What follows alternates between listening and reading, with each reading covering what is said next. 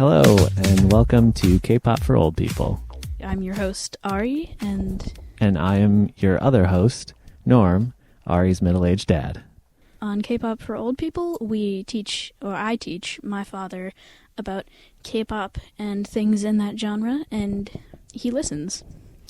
Because listening is important, especially when you're a middle-aged dad who doesn't know anything about what's cool to my kids. Okay, so K-pop. Yes. Let's start with... There's a lot of things we could start with. How do you suggest we start? How about we start with just basically how K-pop groups work. Okay. So, usually there are boy groups and girl groups, and then the very, very rare mixed gender groups, which there have only been one that I've heard of, and that is KARD, which is 2 men, 2 women. But, I personally am more of a girl group fan, but there are still boy groups that I like. So K-pop groups have a company, and I'll get into companies later, but they have a company that they are in. They they audition for the groups, and if they get in, they start training, and there's like you could be training for like 10 years or something. And so, you practice practice Korean sometimes. You practice dancing, practice singing, practice rapping, stuff like that. So, okay, so they're very busy. Yeah, I already have a lot of questions. So starting with, you mentioned sometimes they practice Korean. Are not all of these groups native Korean speakers? Yes, there are, as they call it, foreigners, which are, from other countries, so they might not be as good with Korean as people who are naturally born in Korea. So, for example, the majority of foreign people are, either from Japan, which is, probably the biggest, and, Australia, America, other places, China, even. Mm-hmm. There are lots of different people from lots of different places. So we should probably even define our terms here for people who have never heard the term K-pop before. Yes. I think most people who have at least heard those words understand that the K in K-pop stands for Korea. Yes, or Korean. Right.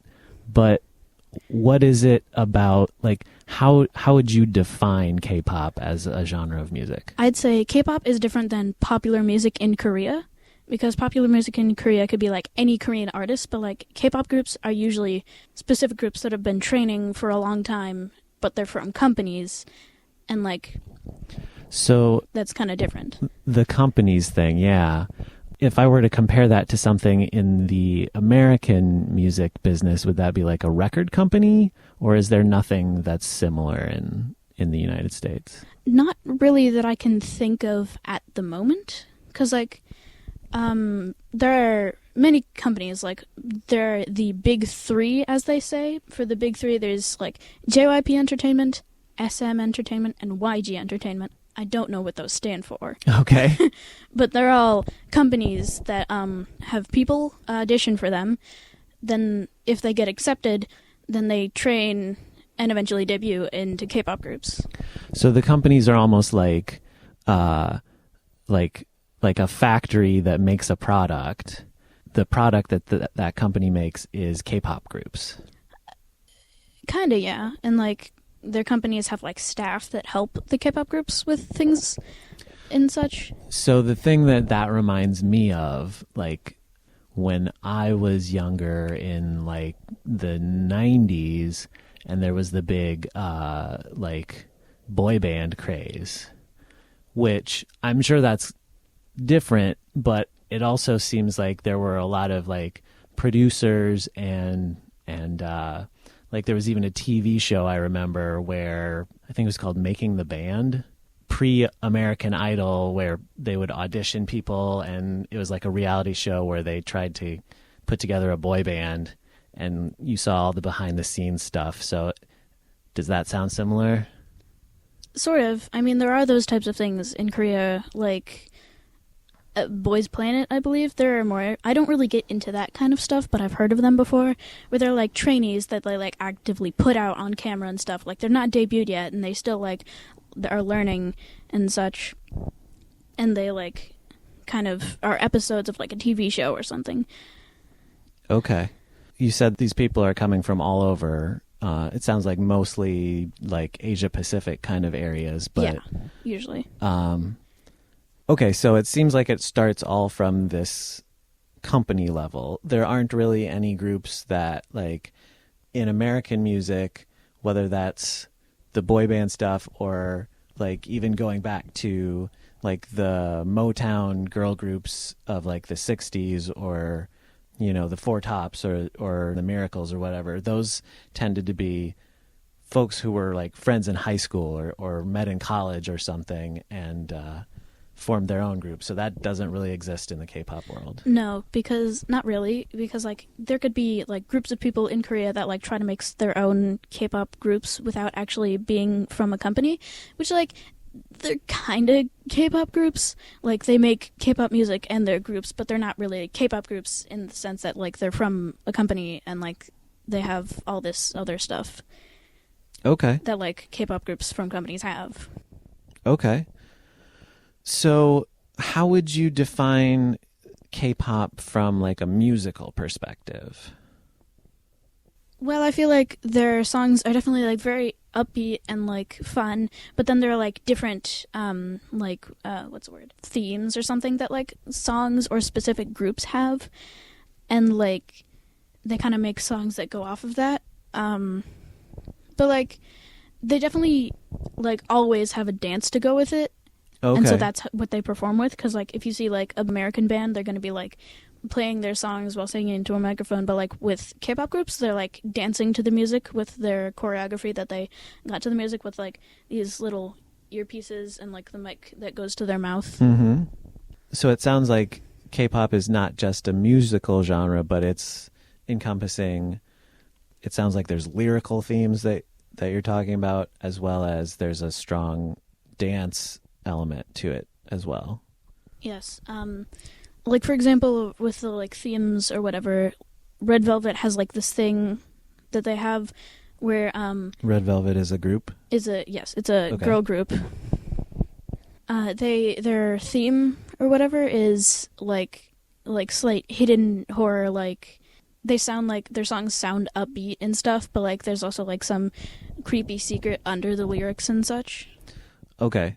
So they have like a sort of a gothic feel, or just like a horror movie kind of thing? Kinda. Interesting. Or like it doesn't look like it at first, but when you deep dive into it, it's like, oh, that's kind of creepy. Oh, okay. So like the fact that it's like subtle and like under the surface is part of the aesthetic. Yeah. Right. Okay. You said there was the big three companies, and so like how many groups would be associated with like a company generally?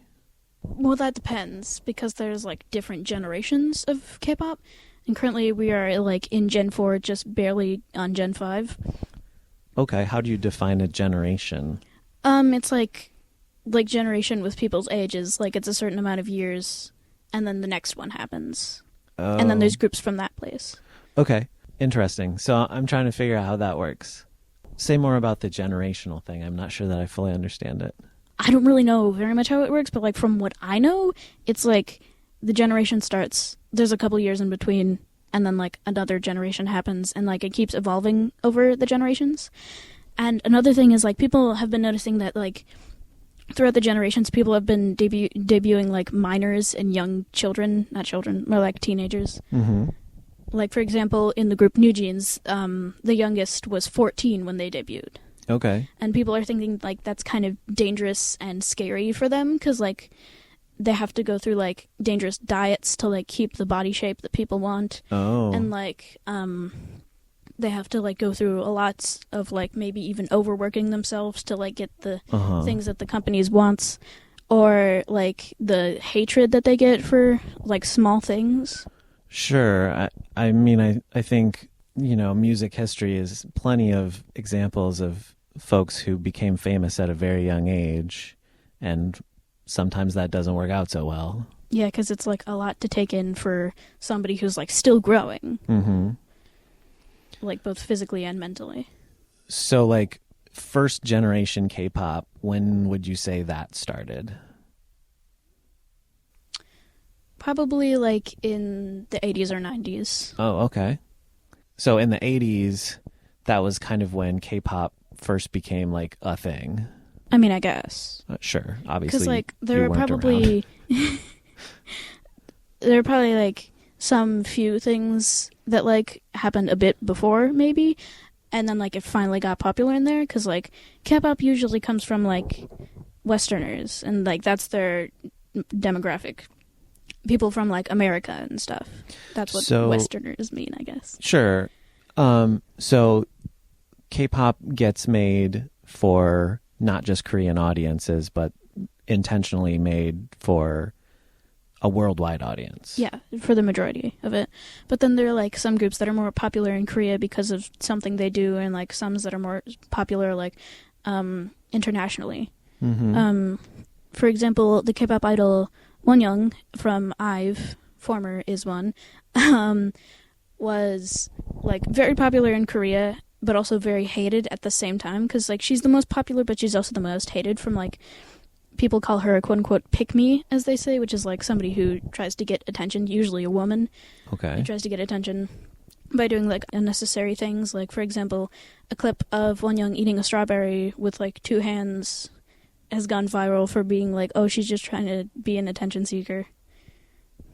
Okay. And like, I feel like she was more popular in Korea for some things that she does than like internationally. But Stray Kids, on the other hand, which is a boy group, would be more popular internationally. I don't know what the reason is, but they are. Okay.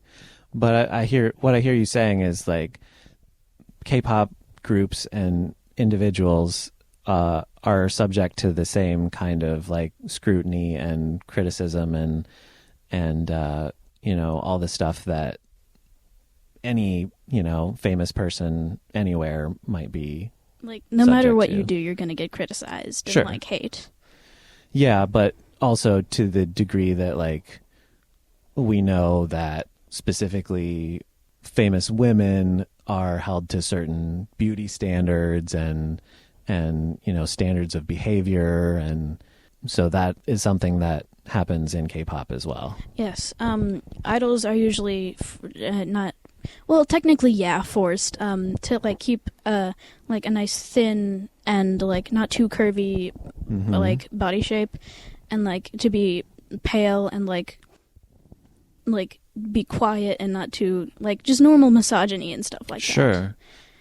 But like, for example, there are idols like Jungyeon from Twice. She has like a naturally rounder body, and it probably runs in her family, and she can't really control that very well. And like another idol from Twice, Momo, had to be put on a diet that was like a few ice cubes a day. Oh wow! And that was all. That so like sounds terrible. Pretty serious. And like they're like upset because like the company does this to them, like so that they're popular like everywhere. Right. Because of the, as we said, the, you know, Korean beauty standards is what they're called. Oh, okay. So they actually, that's actually something that it has been called out in, you know, the press or whatever. Yeah. How do you feel about that as a fan? I feel like idols should just like be who they want to be, because like they're human beings with like feelings and emotions and stuff, and like they shouldn't be forced to do anything that they don't want to do. Does that, knowing that at least from what I'm hearing, and as is the premise of this whole podcast, like I'm learning all of this as you're telling me about it, but like my reaction, I guess, is the idea of companies that are, you know, auditioning people and trying to create a product, basically, you know, the product being K-pop groups and K-pop stars, really. It makes me wonder, does that affect the way that you feel about the music, given that you understand that some of the stuff that goes along with the creation of the music can be harmful to the people who are performing it.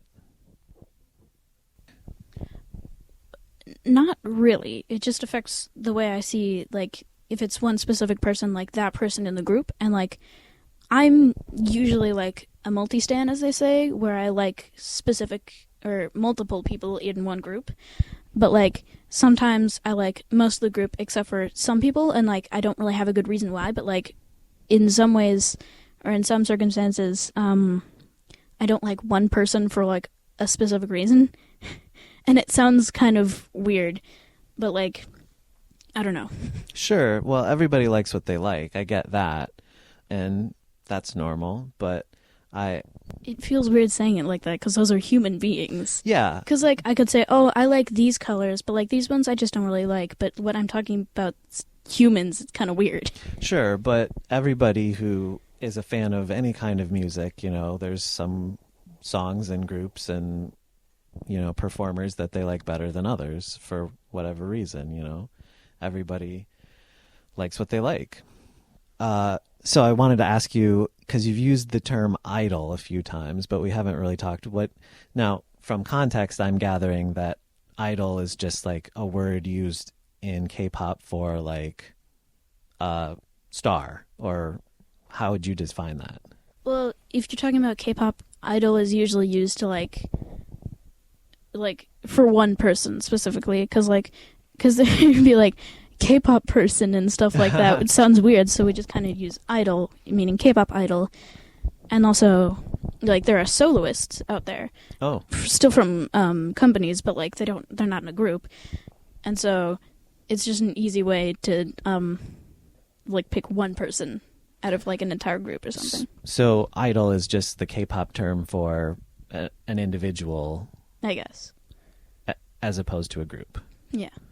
So even somebody who's like a solo act would still be called a K-pop idol. Yes. Okay. Like, for example, in the group Twice, I could say, like, oh, the K-pop group Twice, and, like, that has this idol, meaning the one person from the group. Mm-hmm. Okay. It sounds like K-pop has a lot of very specific terminology. I could teach you some of the terms that people in K-pop or K-pop idols use. Okay, that sounds good. So, a fan would be like a fan. Okay, makes sense. When you have a favorite, you usually would call them your bias. Okay. So, like, for example, I could say, oh, my bias from ITZY is Yeji or something.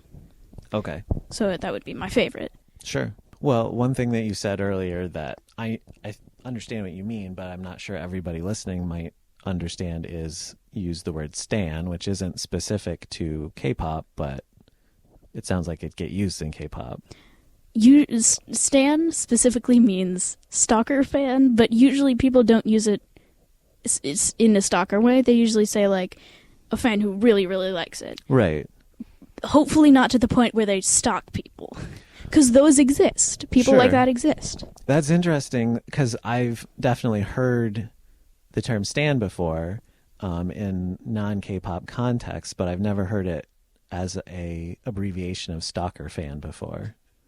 My familiarity with it is from the Eminem song Stan, which basically describes that scenario.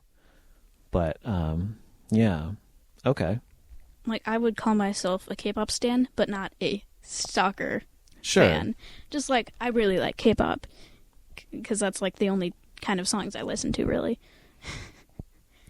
And you said before that your fandom of K-pop pretty much originated and is continued through stuff that you found on the internet. Yeah, because that's usually where people find stuff that they're interested in, because everybody uses the internet nowadays. It's true. It's not like when I was your age and when I wanted to find new music that I liked, I just had to listen to the radio and listen to whatever came on. And then probably when I was a little bit older, I spent a lot of time in record stores, but that's not as much a thing anymore, which I miss, but that's okay because time progresses and technology marches on. So you don't have friends or classmates or anything that you really connect with over K-pop? Well, I have one friend Okay. that I know, because I have two other friends that like say they like K-pop, but when I ask them, oh, what's your favorite song from Stray Kids, because that's what they said they like, they said they didn't know any song names. Sure. I'm like, they're not really. No, I get that. Yeah. Because I think like the cultural messaging around K-pop is that, you know, it's popular with teenagers or whatever. But I'm trying to get a gauge of like how popular is it compared to like all the other stuff that's going on out there, of which there's, you know, a million things. I feel like it is pretty popular because most of the content I find on my YouTube page is like a bunch of people talking about K-pop. Mm-hmm. But I've never been able to find someone like in real life to talk to and like relate to the fact that we both like K-pop. Mm-hmm. Well, maybe through this I can be that person for you. We'll see. I mean, I guess maybe I can even get you into K-pop. Maybe you can. We've listened to it a few times in the car. Yeah. But that's really my only exposure because I haven't tried listening to it on my own yet. We'll see if we get there. Sometimes I do this thing where like I'll pick a specific person and then like from what I know about them, I'll think about like what kind of K-pop groups would they listen to. Okay. And like for you, I don't really know actually. Well, because like I'm thinking about like your personality and like the kind of music you like, and it's kind of hard for me to connect that to like a fairly recent K-pop group because they're like most of the groups that I know are from fourth generation and third. Very few from third, but mostly from fourth generation because that's when I got introduced to K-pop. Sure. So have you done any like research going back into like the history of K-pop? Not really. Okay. I know that there is this, like for me, when I was a kid, I would often find out about new bands that I liked by seeing connections from bands I already knew about, right? So I would see who maybe those bands said that were influences of theirs from earlier generations, or who they cited as people that they listened to when they were younger. So the fact that K-pop seems to be mostly coming from these companies, it doesn't sound necessarily like people are getting into it because they were really inspired by an earlier generation, but maybe more so because they're pursuing, you know, just a dream to be a pop star. Speaking of like companies and stuff, I was going to bring us back to like the start where I was talking about companies and like boys and girl groups, and like there are like several companies I know of, but like usually the most popular ones are the ones I named earlier, like JYP, SM, and YG. But there's also like smaller ones, like, well, there's Hybe Labels, which has several under. Like the most popular one, probably Big Hit Entertainment, because it has TXT and BTS, which are BTS is very popular. You've probably heard of it before. Yeah, I think if anybody's heard of a current K-pop group, BTS is probably the one they've heard of. BTS, fun fact, was actually a third generation K-pop group. Okay. But yeah. So I'm guessing that probably the popularity of BTS influenced, you know, a lot of the people who got involved in the fourth generation. Sort of, I guess, because with TXT, also from Big Hit, is also a boy group. And so people often look at TXT as like BTS's little siblings. Oh, okay. Which I don't think so. Because like I feel like every group is separate, and like because one thing was popular from one company and like there's another one of those basically, doesn't mean that they're the same. They're like still separate, but like yeah, they can be connected and whatever, because most of the members from TXT are BTS fans. So I feel like that influences them in some way. Okay. And with K-pop groups, there's also Cube Entertainment, Starship Entertainment, many others that are like very small and like barely known of. Yeah, I keep thinking of these companies that you're talking about in the sense of like a record label, because that's just the only analog that I can think of from my knowledge of, American music. From Cube Entertainment, there is like I feel like Cube Entertainment has like gives their idols a bit more freedom, and the girl group G Idol. Some people say that it's pronounced idol, but I wonder why is there a G in it if you're not supposed to Fair pronounce question. it? Because in Korea it's Yeoja Idol, which means girl idol. So obviously the G stands for girl. Okay. I just say it as G Idol because I don't want to be confused every time I try to type it out. But yeah, their group is like very focused on like empowerment to women. Okay. For example, like their last 3 songs, Tomboy, Nude, and Queen Card. Tomboy is supposed to be like powerful women and stuff, Mm-hmm. and then Nude is trying to like speak out against like sexual harassment towards women and stuff like that. And then Queen Card is like to be like confident in your body because in the start of the music video, Soyeon, the leader, like goes to a plastic surgery place Oh. and stuff like that, and then after she gets like put on anesthetics or whatever drug, something like that, something that makes her pass out, Yeah. and then like the actual music video happens, and then at the end of the thing she wakes up, and that's apparently what The whole thing was a dream. I don't know, that's just what I Okay. but yeah, like their whole thing is like empowering women and like to feel good in your own body and stuff like that. Well, that's good. It sounds like it's useful to have, because we talked earlier about some of the misogyny that comes with, being a famous person in any artistic pursuit. So there's always got to be some feminist response to that to like counteract some of that stuff. Okay, so, well, wow, that was a lot to take in. Yeah.